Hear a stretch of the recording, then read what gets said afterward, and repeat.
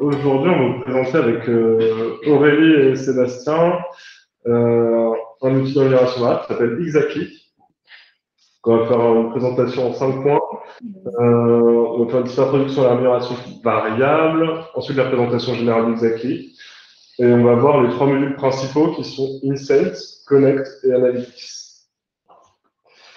Donc Aurélie, je te laisse sur la partie. Alors, introduction à la rémunération variable. Donc, alors moi, je vais le faire en 3 axes. Qu'est-ce que la rémunération variable et quel est son objectif? Quel est le public visé et quels sont les principaux outils de rémunération variable?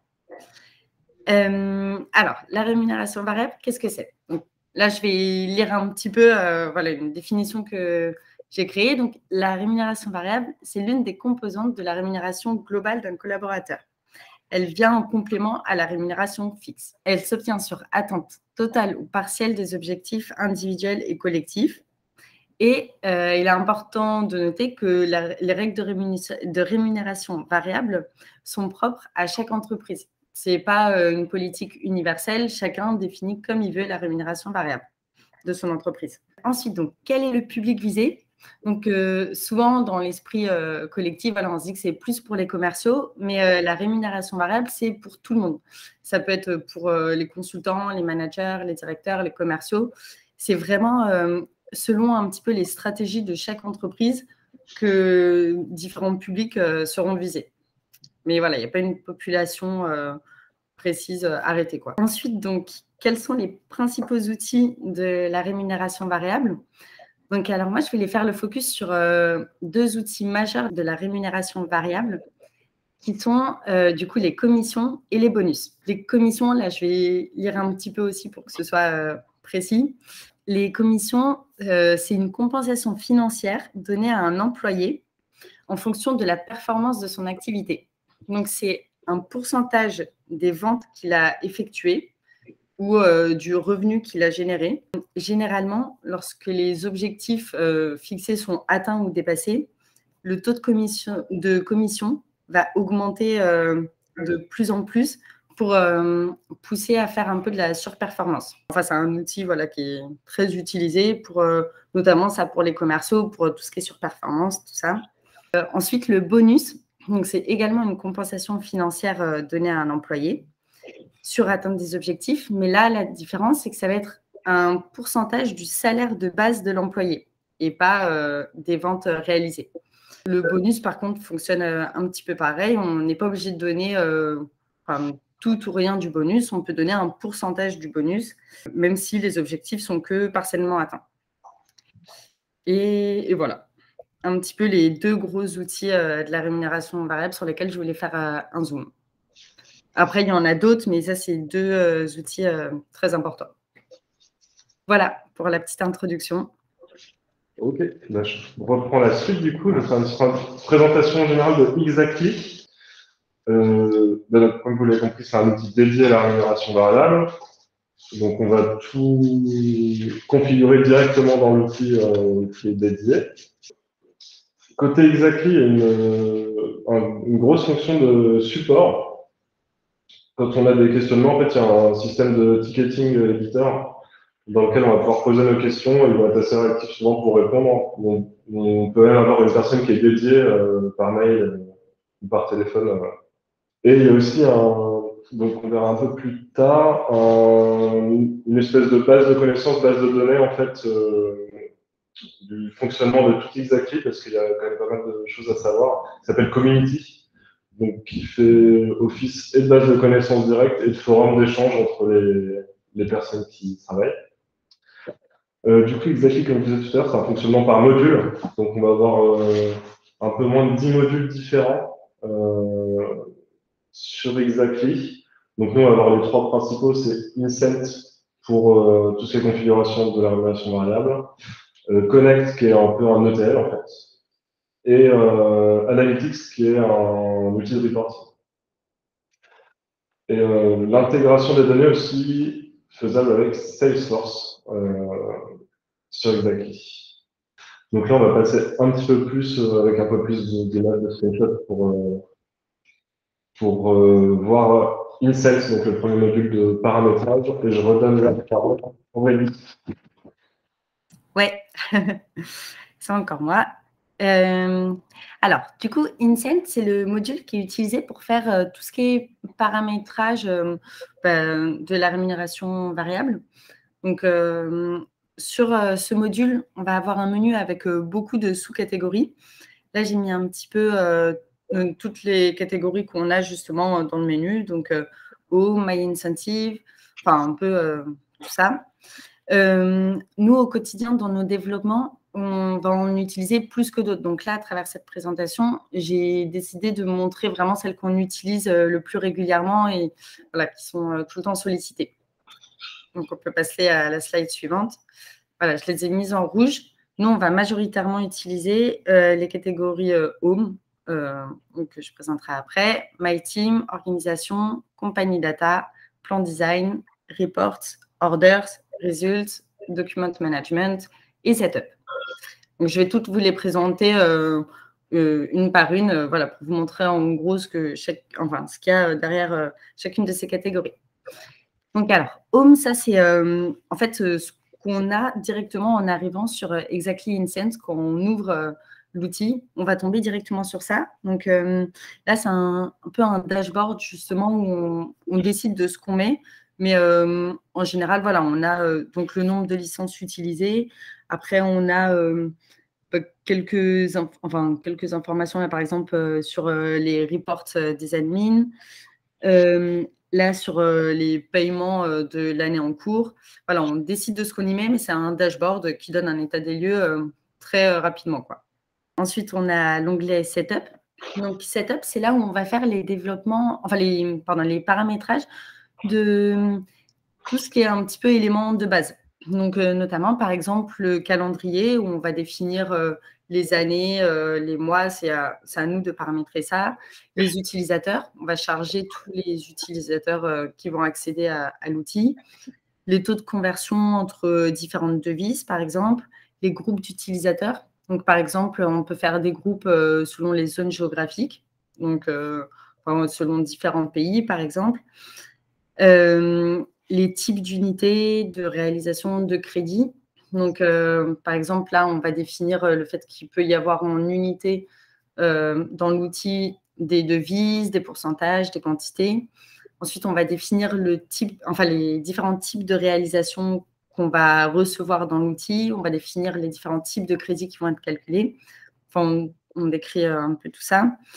Et on peut également définir dans cet onglet les champs personnalisés. Si on a besoin, par exemple, pour l'intégration auprès d'un client, de créer des champs, et ben, ce sera à cet endroit-là, on va définir quel champ et comment exploiter ces champs. Donc voilà, ça, c'est un peu tous les éléments de base qui vont servir après par la suite dans toutes les règles. Ensuite, donc, il y a l'onglet organisation. Donc, dans cet onglet, on va plus paramétrer tout ce qui est relatif à l'organisation interne du client. Donc, les profils de chaque utilisateur, les titres. Donc, ça va être tous les rôles qu'on va retrouver dans l'organisation du client. Les people, donc là, c'est des pages dédiées à chaque collaborateur où on va écrire, par exemple, toutes les informations comme sa date d'arrivée, nom, prénom, son agence, sa BU, tout ce qui est relatif vraiment à la personne. Ensuite, il y a tout ce qui est position. Donc, la position, en fait, c'est on reprend certains éléments de people, où on décrit un petit peu la personne et on le lie à son rôle dans l'entreprise. Là, on prend par exemple une personne X et on va dire, voilà, elle a ce rôle-là et on rappelle quelques informations comme la date d'entrée dans ce rôle, la date de sortie du rôle, tout ça. Ensuite, donc la hiérarchie, ça c'est, on va décrire justement les liens hiérarchiques entre chaque personne. Et ensuite, name relationship, donc ça, en fait, il y a également d'autres types de liens qui ne sont pas de type hiérarchique entre les personnes.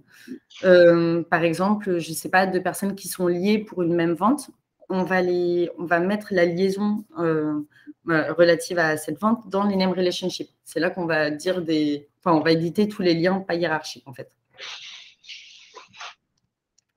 Voilà pour organisation. Orders. Alors, ensuite, orders. C'est tout ce qui est réalisation. Donc, l'outil, comment il fonctionne? En fait, on va récupérer dans l'outil toutes les réalisations de tous les collaborateurs.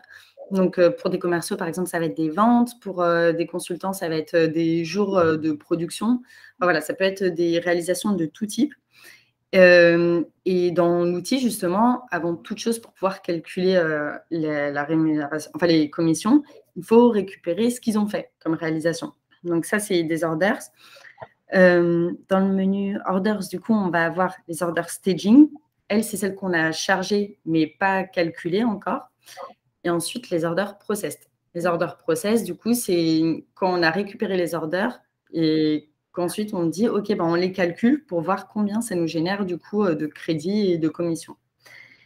Et donc voilà, et ensuite, il y a tout l'aspect process status. Donc ça, c'est une sous-catégorie qui nous permet de lancer les batchs, qui sont un peu les calculs, justement, ça nous lance les règles de calcul et ça nous permet justement de tout lancer pour calculer chaque réalisation, combien elle donne en crédit, combien elle donne en commission. Voilà pour les orders. Ensuite, donc, il y a l'onglet Compagnie Data. Donc, là, c'est un onglet, nous, qu'on n'utilise pas tous les 4 matins, mais qui est important quand même, où on va mettre les informations liées à l'entreprise. Donc, on va mettre la liste de produits de l'entreprise, la liste des clients de l'entreprise et la liste des zones géographiques de l'entreprise. Et ça, c'est des informations qui peuvent être récupérées après si, par exemple, on veut calculer une rémunération basée que sur une certaine liste de produits et pas d'autres produits, par exemple. Voilà pour Compagnie Data. Ensuite, dans Plan Design, alors ça, c'est un onglet qu'on utilise tout le temps. C'est là qu'on va faire vraiment tous les gros paramétrages un peu justement sur les règles de rémunération variable. Donc, j'ai mis un peu dans l'ordre justement de développement et dans l'ordre de comment c'est pris par l'outil. Donc, avant toute chose, il y a des objectifs qui sont définis pour chaque personne ou pour chaque titre, ça dépend. Là, sur le projet qu'on fait actuellement, ça va être à la personne, par exemple.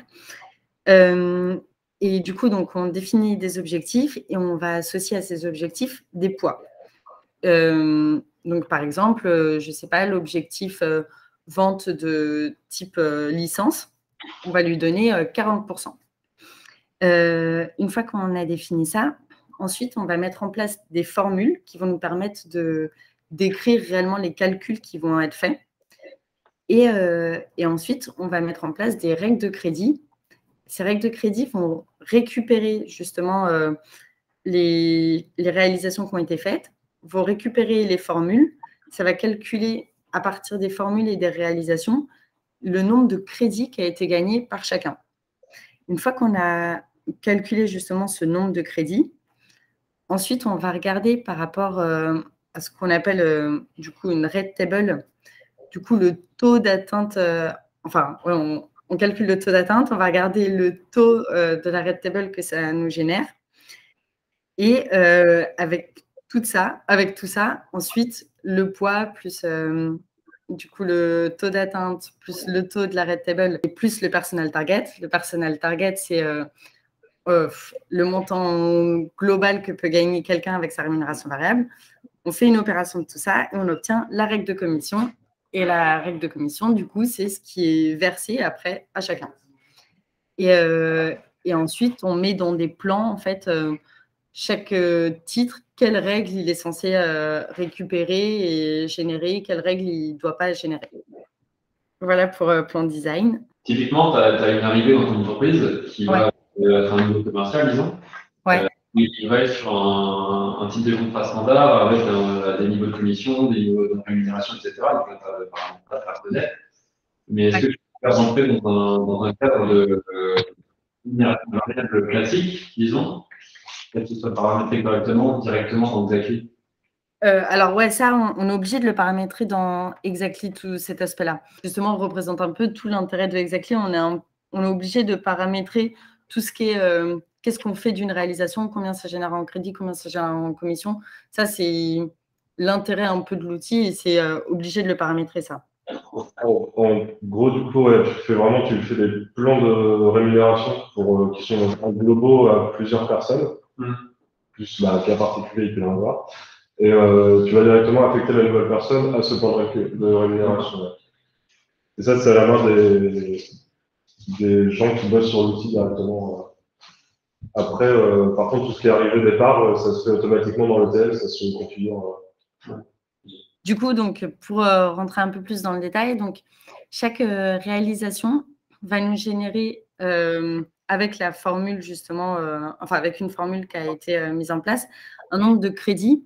Les crédits, c'est un peu comme des points qu'on gagne suite à une réalisation. Ça ne va pas être forcément en euros, ça peut être tout type d'unité. Ça peut être des quantités, des pourcentages, des euros. C'est un peu un niveau atteint grâce à cette réalisation. Ça, on peut aller voir les crédits qui sont gagnés pour chaque personne dans l'onglet Résultes. Ensuite, du coup, il y a tout ce qui est commission. Une fois qu'on a calculé les crédits, donc il y a un peu le niveau d'atteinte, les points qu'on a gagnés avec une réalisation, là, on va pouvoir aller calculer la commission, comme je disais tout à l'heure, en regardant du coup le taux d'atteinte par rapport à l'objectif, le taux que ça nous génère dans la red table, qui est les tranches d'atteinte, le poids de l'objectif et le personal target, qui est le montant maximal qu'on peut avoir si on atteint tous nos objectifs. Donc, avec cette petite opération-là, on peut du coup calculer la commission. Et ça, pareil, la commission de chacun, elle est accessible dans l'onglet Résultes d'Exactly. Et ensuite, donc, on peut également avoir des bonus qui sont, comme je le disais dans l'introduction, qui sont là, qui sont pas un pourcentage des ventes, mais qui sont du coup un pourcentage du salaire de base. Et ça, du coup, c'est d'autres règles de paramétrage et c'est un autre type de rémunération, mais les deux se font. Des fois, c'est soit l'un, soit l'autre. Des fois, c'est les deux ensemble. Et ça, pareil, c'est accessible dans l'onglet Résultes. Voilà. Et après, donc, une fois que tout ça est calculé, donc là, c'est génial. Avec les réalisations, on a réussi à avoir des crédits qui nous sont donnés des commissions. On a eu des paiements, mais ça, il faut également que les utilisateurs puissent avoir un suivi et une visualisation de tout ça.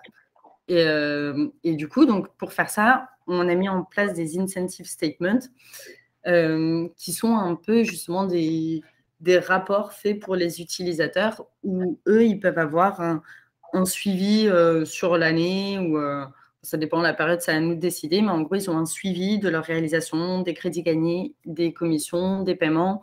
Ils peuvent voir même s'il y a des régularisations, c'est sur cet écran qu'ils vont les voir. Et voilà, c'est vraiment l'interface entre Exactly et l'utilisateur.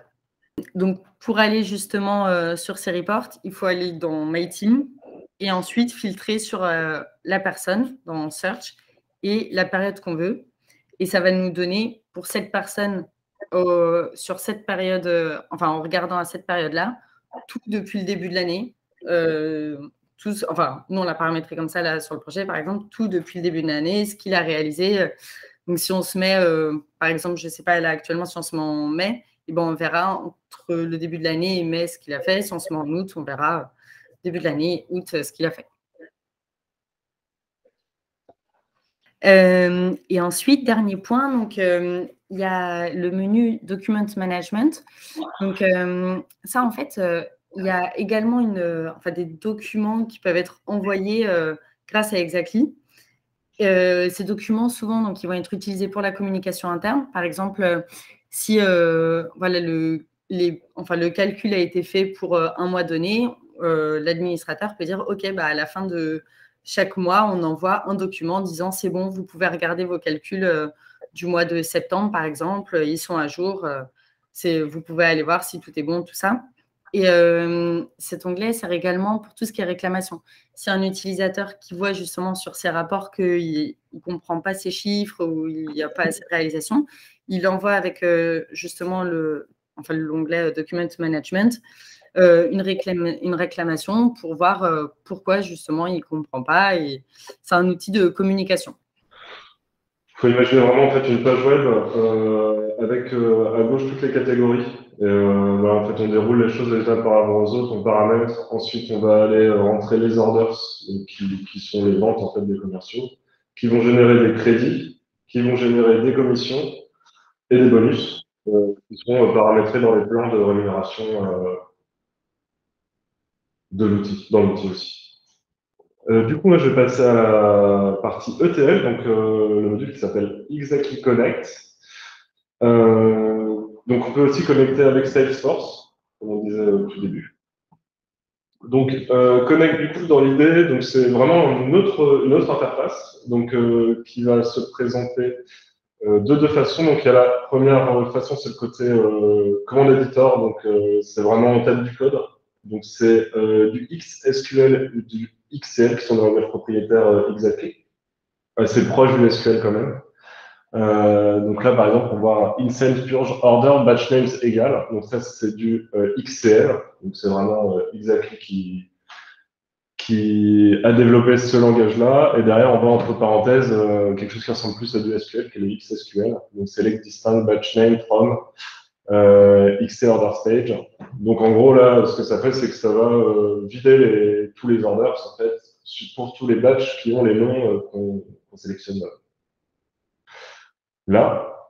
Donc connexion à Salesforce et ou un SFTP fourni par Exactly. Donc c'est vraiment Exactly qui donne un FTP dans lequel on va pouvoir mettre tous les fichiers dont on a besoin pour faire pour faire le travail d'ETL. Donc tous les fichiers plats en fait. Tout simplement, genre par exemple tout le fichier des employés avec leur date d'arrivée, date de fin, les nouveaux employés, un fichier dynamique quoi, qui va être mis à jour. On va prendre ces mises à jour-là. Ensuite, donc, tout ce qu'on va pouvoir développer dans le command editor, ça va être donc, du code SQL ou en XSQL ou XCL, et on va pouvoir récupérer ce code pour le mettre dans des assets et faire des invocations, enfin invocation, tout est en anglais. Donc, ils vont être des appels de bouts de code qu'on aura développé en anglais. Mais c'est ce qu'on va voir ensuite. Donc du coup voilà, le XSQL permet d'importer, d'exporter, de traiter les données. Donc là on est vraiment sur quelque chose d'assez basique, quoi, un drop table, create table, vraiment classique. Sur le schéma de delta qu'on verra un peu plus tard, qui est le schéma dans lequel on a le droit de faire un petit peu tout ce qu'on veut, quoi. C'est un peu avant l'étape de staging. Et donc le XTL, où là c'est un peu plus, c'est une documentation, hein, mais on voit que c'est un langage propriétaire assez différent en fait de ce qu'on peut connaître. Mais il n'y a pas beaucoup de commandes différentes, c'est pas très compliqué comme langage. Tac.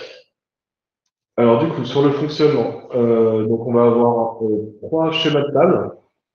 Donc le schéma delta, le schéma staging et le schéma Exactly. Donc le schéma delta, comme je le disais tout à l'heure, c'est un schéma dans lequel toutes les tables qu'il y a dedans, on va pouvoir faire créer tout ce qu'on veut, supprimer tout ce qu'on veut. On a vraiment tous les droits dessus. Donc là, par exemple, j'ai un exemple en dessous. On a la référence des finalités de vente.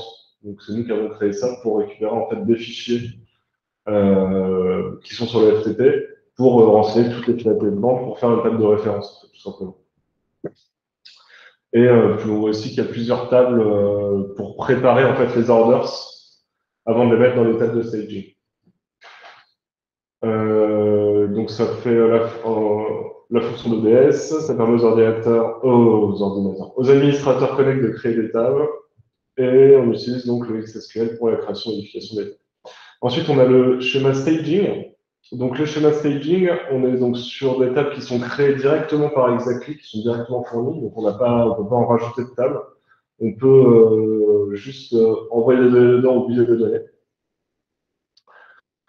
Donc c'est là où en fait on va faire beaucoup de code pour adapter ce qu'on a en entrée dans nos tables delta pour que ça rentre correctement dans les bonnes cases des tables de staging.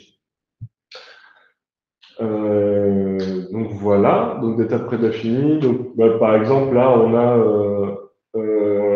user, donc c'est là où on va voir tous les utilisateurs de Connect tout simplement, donc avec leurs droits. Est-ce qu'ils vont être juste commerciaux, donc juste une fonction de consultation? Est-ce qu'ils vont être administrateurs, donc les gens qui vont gérer les plans de rémunération?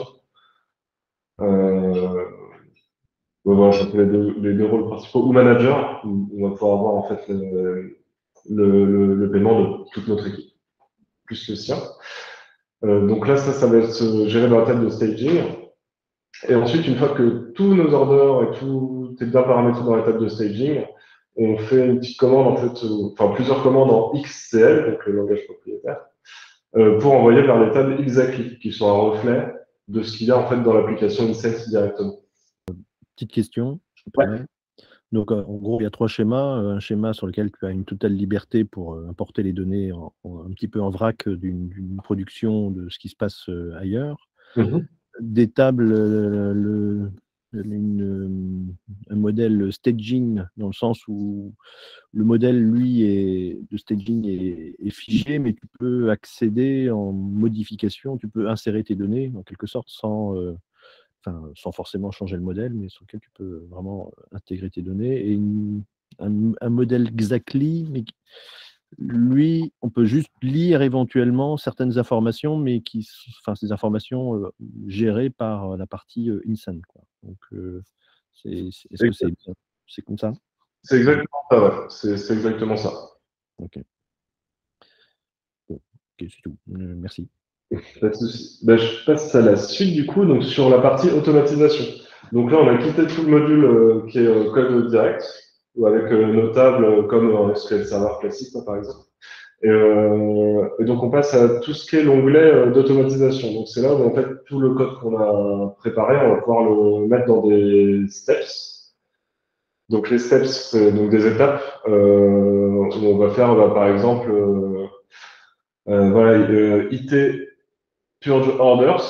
Là, ça va être une step qui va juste faire une commande en particulier. Donc là, par exemple, on va appeler un itérateur. Donc on verra plus tard ce que c'est. Donc ces steps, du coup, elles sont ordonnancées par des pipelines.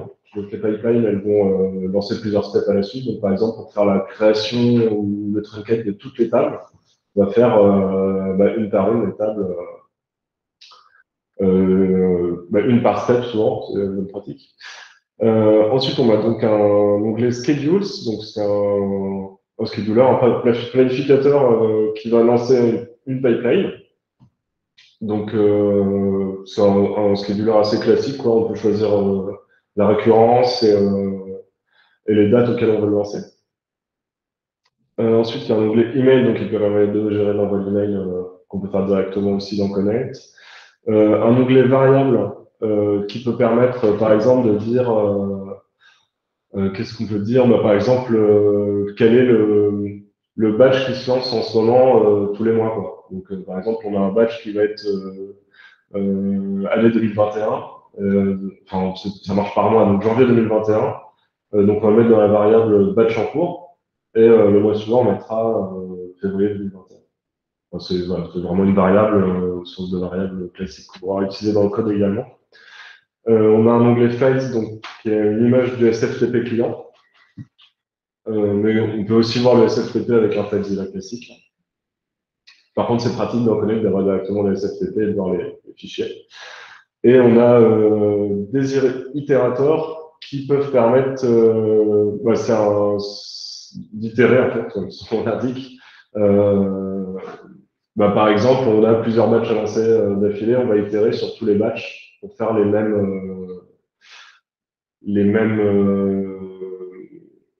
actions.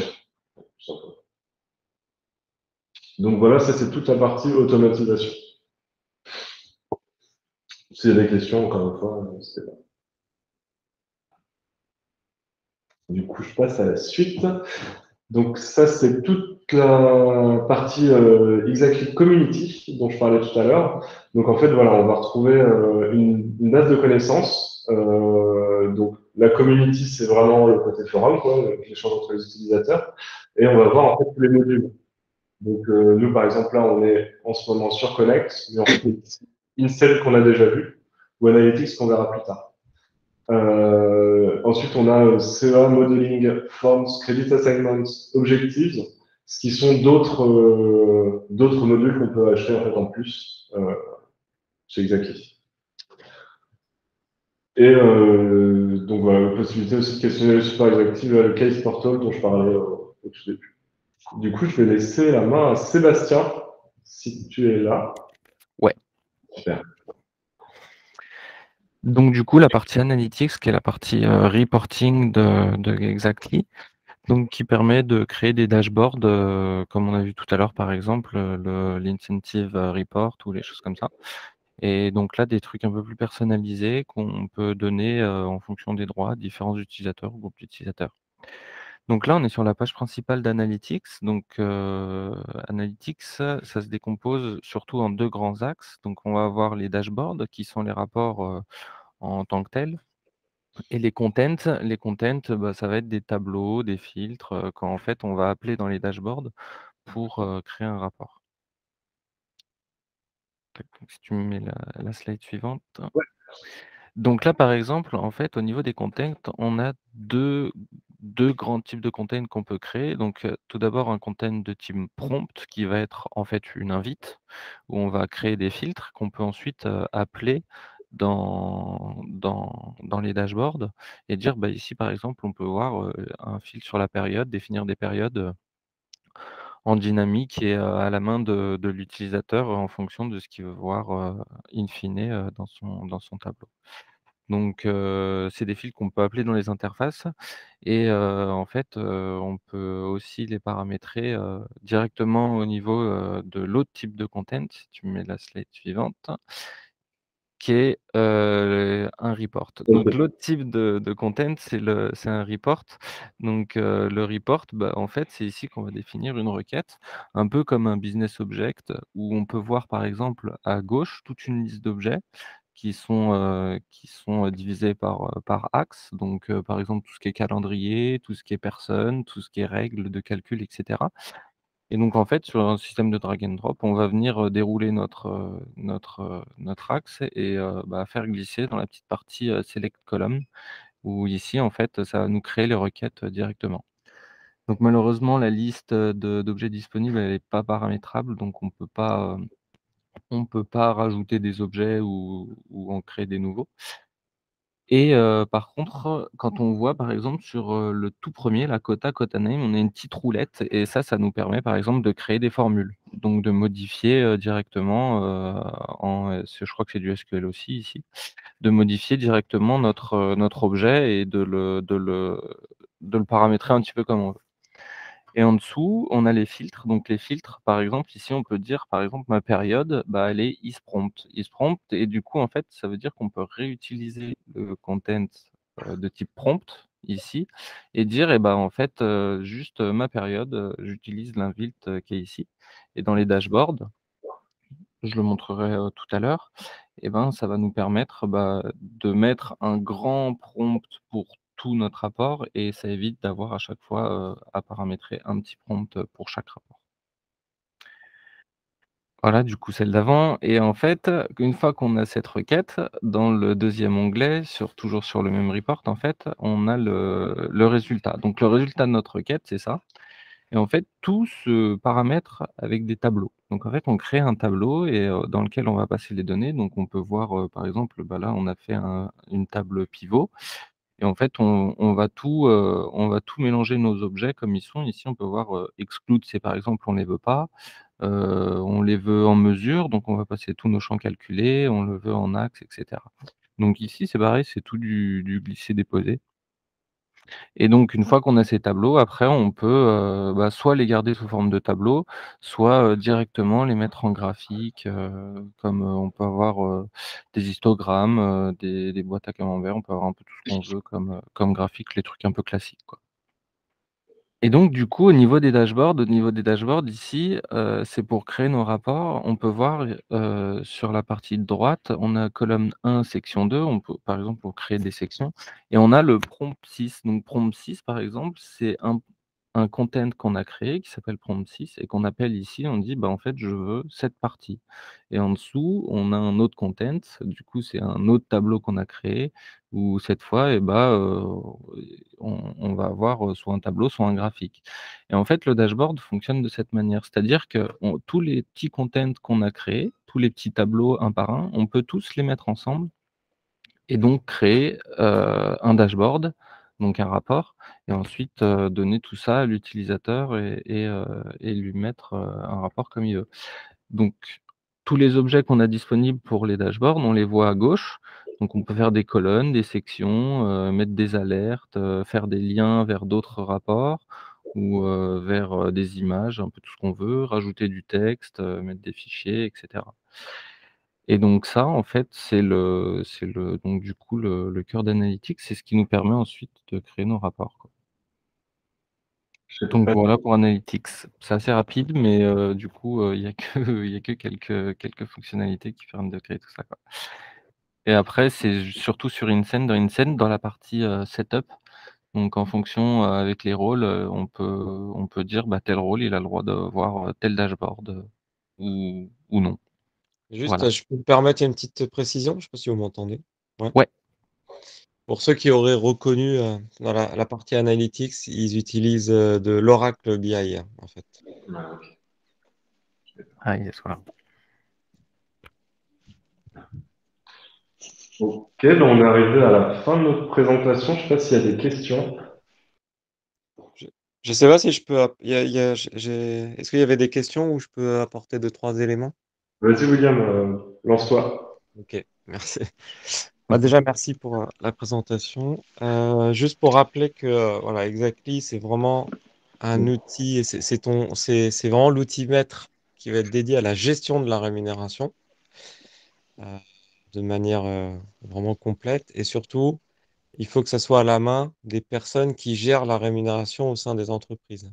Donc, ça va être soit dans les directions commerciales, soit souvent on peut avoir des équipes qui sont dédiées à ça et qui, en cas d'absence d'outils, ils vont plutôt utiliser des gros fichiers Excel avec des macros dans tous les sens. Et donc, l'idée de cet outil, c'est de simplifier un peu cette gestion. Donc, Exactly est présent dans le monde entier, essentiellement dans les pays anglo-saxons. Et nous, Next Decision, on est le premier partenaire français. Alors, premier dans le temps, et également premier en nombre d'affaires parce que on a fait leur premier projet français ensemble. Donc, on est en train de construire vraiment le partenariat. Il y a énormément de besoins parce que, comme on l'a vu en introduction, tout le monde utilise de la rémunération variable de plein de manières différentes. Et l'outil se dit capable de prendre en compte n'importe quelle rémunération variable, en fait.